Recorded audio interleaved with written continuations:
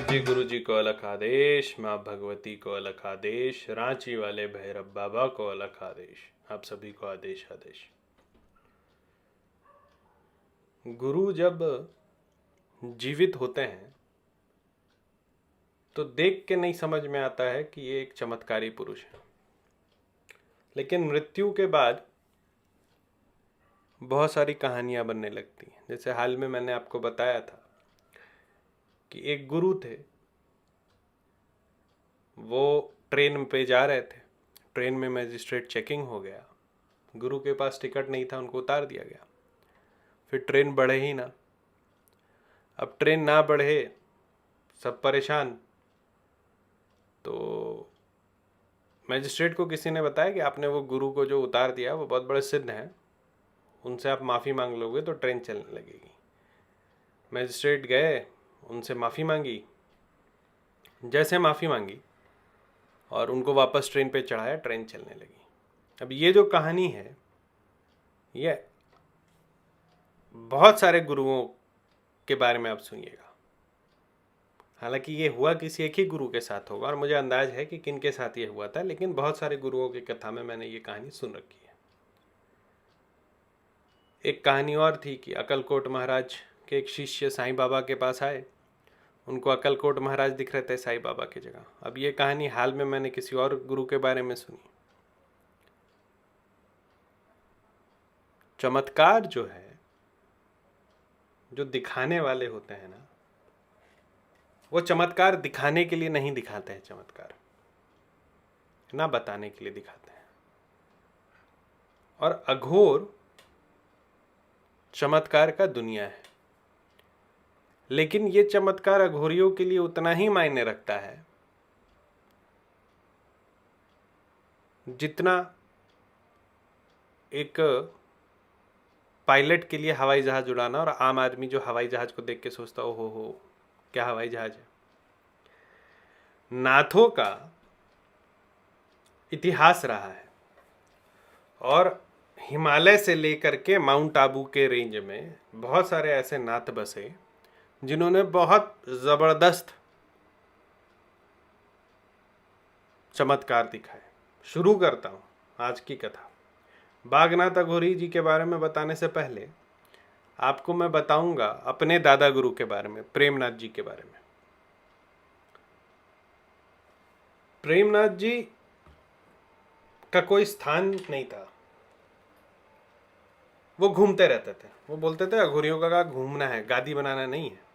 वो घूमते रहते थे। तो कुछ दिन वो माउंट आबू, गुजरात, ये क्षेत्र घूम रहे थे। तो एक दिन तुलसी गिरी जी महाराज ने साधुओं के लिए भोज रखा। मतलब भोज कोई सोगाराम करके एक मंत्री थे, उनके तरफ से रखा गया था। 2 से 3 लाख साधुओं का भोज था। तो उसमें जितने बड़े बड़े नाथ थे, साधु थे, आए थे। तो बहुत बड़ा नाम है गिरनार का और माउंट आबू तक का, महादेव नाथ जी का। शांतिनाथ जी थे उस समय, मतलब आज से 30 साल पुरानी कहानी है। प्रेमनाथ जी थे। शिवगिरी जी महाराज थे। शिवगिरी जी महाराज एक अलग चमत्कारी संत थे। वो कपासनी आश्रम में रहते थे और सुबह वो स्नान करने के लिए जाते थे माउंट आबू में, जो कि 200 किलोमीटर है। और वो ये पूरा डिस्टेंस जो है सेकंड में पूरा करते थे और ये उनका रोज़ का दिनचर्या था और लोग जानते थे। और वो स्नान करके फिर कपासनी 200 किलोमीटर वापस समय पे रहते थे। तो ऐसे लोग, ऐसे साधक उस भोज में आए हुए थे। उसमें अघोरी स्वरूप में हमारे दादा गुरु जी प्रेमनाथ जी को बुलाया गया था। तो नियम है कि जहाँ पर साधुओं का भोज होता है तो सबसे पहले अघोरी को खिलाया जाता है, क्योंकि अघोरी को शिव का रूप माना जाता है। लेकिन बहुत सारे साधु मिले थे, बहुत पुराने पहचान वाले थे, तो सब अपने बात विचार में रह गए और दादा गुरु के बारे में भूल गए। इनके खप्पर में भोजन नहीं आया। थोड़ा देर में ये रुष्ट हो गए और उसके बाद इन्होंने जितना भी भोज का भोजन बना था, क्योंकि साधु थे तो सात्विक भोजन था, सबको तामसिक कर दिया। पहले तो सब हड़बड़ा गए कि कैसे हो गया ये। बाद में समझ गए कि प्रेमनाथ जी ने ये किया है। फिर शिवगिरी जी, तुलसी गिरी जी दादा गुरु जी को मनाने आए, लेकिन वो माने नहीं क्योंकि वो दशनामियों की बात नहीं सुनते थे। तो महादेव नाथ जी, शिवनाथ जी, प्रेमनाथ जी ने समझाया इनको, मनाया, लोगों ने माफ़ी मांगी, और फिर जो है वो भोजन वापस जो है सात्विक और मिष्ठान बन गया। उसके बाद उनको बोला गया कि आप जो काली गुफा है वो आप रखो, लेकिन ये अघोर थे, मस्त मलंग थे, इनको कुछ चाहिए नहीं था। तो ऐसे चमत्कार बहुत, मतलब बहुत नॉर्मल चीज़ है नाथ में। और जो असल चमत्कारी संत होते हैं, अब तो एसी और परिवार में रह करके लोग बोलते हैं कि गुरुजी यक्षिणी दिलवा दो एक, है ना। गिरनार में एक और संत हुए, बेलनाथ जी।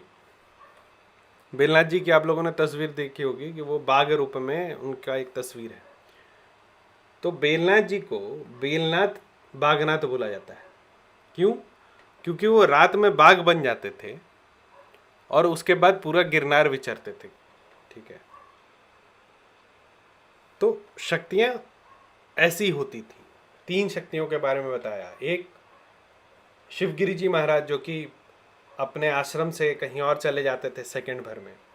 हमारे दादा गुरु जी, गुरु श्री प्रेमनाथ जी, जो 3 लाख लोगों के भोजन को निरामिष बना देते थे, बना दिया। और बागनाथ जी जो कि शाम रात में बाघ बन के घूमते थे। ये शक्तियां थी, ये शक्ति इनके पास थी। उसके बाद क्या होता है कि लोग शक्तियों के बारे में सुनते हैं और शक्तियों को साधने निकल जाते हैं, अपनी आप कितने सक्षम हैं इसको ना देखते हुए। करीब 90 साल पहले हिमाचल में बालकनाथ जी के आश्रम के पास एक स्थान है जहां आज भी नदी 3 किलोमीटर तक बीच में लुप्त हो गई है।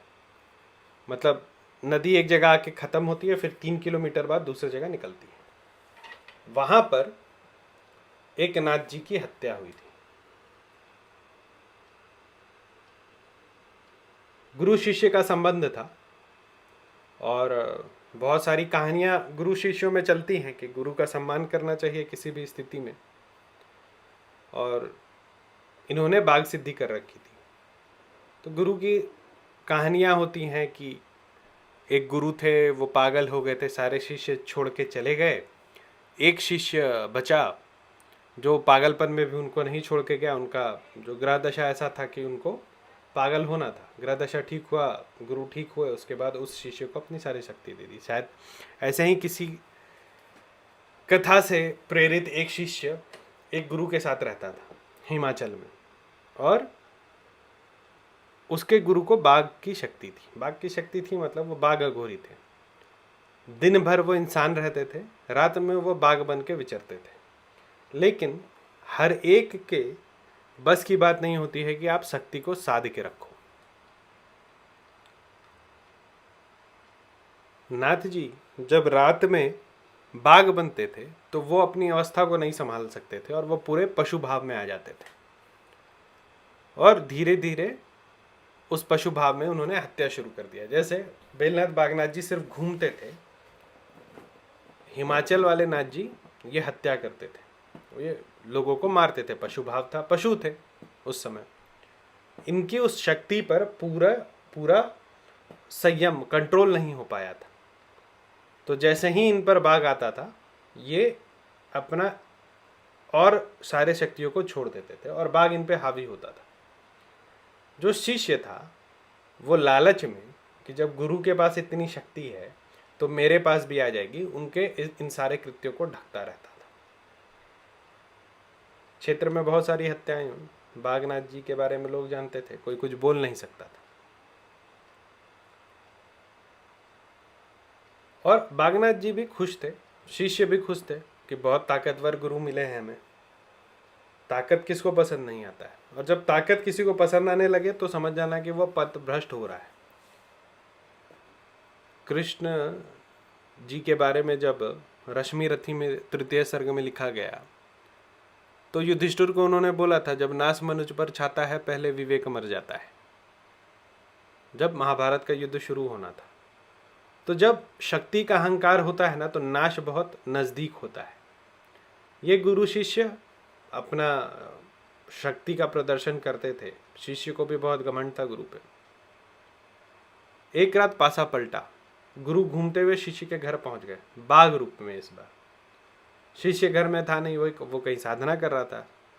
गुरुजी ने शिष्य की पत्नी का शिकार किया, भोजन लगाया, भोग लगाया और चले गए। शिष्य लौट कर आया तो पता चला रही ये तो बहुत बड़ा अपराध, ये क्या कर दिया गुरुजी ने। गुरु सिद्ध थे, बाघ बन रहे थे तो सिद्ध तो थे ही। शक्ति कंट्रोल में है नहीं है वो तो सेकेंडरी बात है, लेकिन वो तो सिद्ध थे। उन्हें आभास हो गया था कि अब मेरी हत्या होगी और मेरा शिष्य ही मेरा हत्या करेगा। तो दूसरे दिन सुबह सुबह शिष्य और लोगों के साथ पहुंचा तो वो बैठे हुए थे। उन्होंने बोला कि तुम मेरा हत्या करने आए हो, मुझे पता है, मुझसे गलती हुई है, लेकिन वो गलती मैंने अबोध स्थिति में किया था, मैं पशु था उस समय।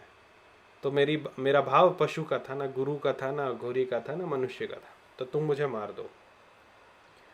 लेकिन उन्होंने ये बोला कि तुम मुझे मार कर मेरे खोपड़ी को टुकड़े टुकड़े कर देना। ऐसा क्यों?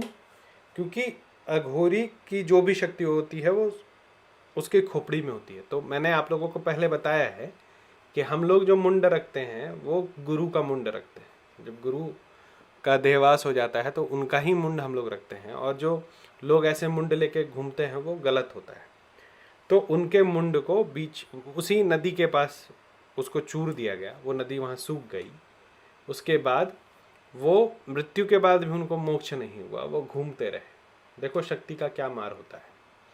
शक्ति जब आई तो बहुत कॉन्फिडेंस आया, बहुत कुछ किया, लेकिन जब शक्ति ने अपना रूप दिखाया, जब वापस लिया, तो बागनाथ जी की जान चली गई और वो प्रेत अवस्था में आ गए।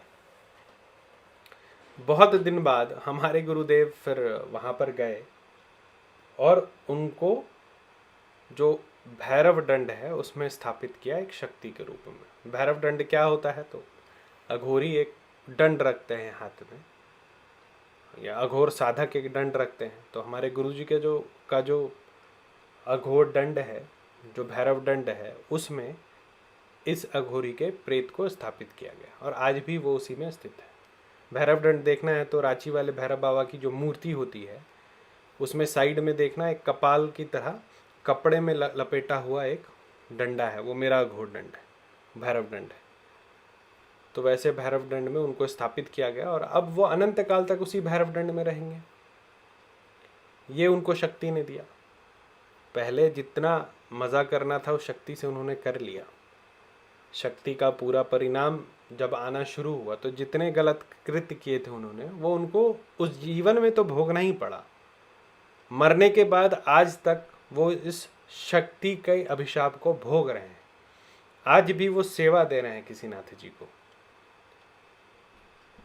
अब मुक्ति नहीं होगी, अब वो प्रेत अवस्था में उसी भैरव दंड में रहेंगे। और जो लोग आएंगे, जो परेशान होकर आते हैं, उनको वो उसी भैरव दंड में स्थापित हो करके और आगे का मार्ग दिखाते हैं, उनको दुख कष्टों से मुक्ति दिलवाते हैं। लेकिन देखो क्या होता है, शक्ति तुम्हें जहाँ सबसे शक्तिशाली बनाता है, जब वापस लेने की बात आती है तो बहुत जोरदार लेता है। इसीलिए शक्तियों के बीच ना पड़ के, पीछे ना पड़ के साधना करनी चाहिए। आज के लिए इतना ही। जिनको बेसिक साधना करनी वो मेरे पेड व्हाट्सएप ग्रुप से जुड़ सकते हैं। नंबर है 9431885585। अपॉइंटमेंट लेने के लिए www.aghoortantrastra.xyz, उसमें अपॉइंटमेंट सेक्शन है। डायरेक्ट बात करने के लिए कॉल मी फॉर ऐप, उसमें रुद्रनाथ@cm4 सर्च करिए, मेरा प्रोफाइल आएगा, डायरेक्ट कॉल कर सकते हैं। अघोरेश्वर आप सभी को स्वस्थ रखें, ऐसी मेरी कामना है। आप सभी को आदेश अलग।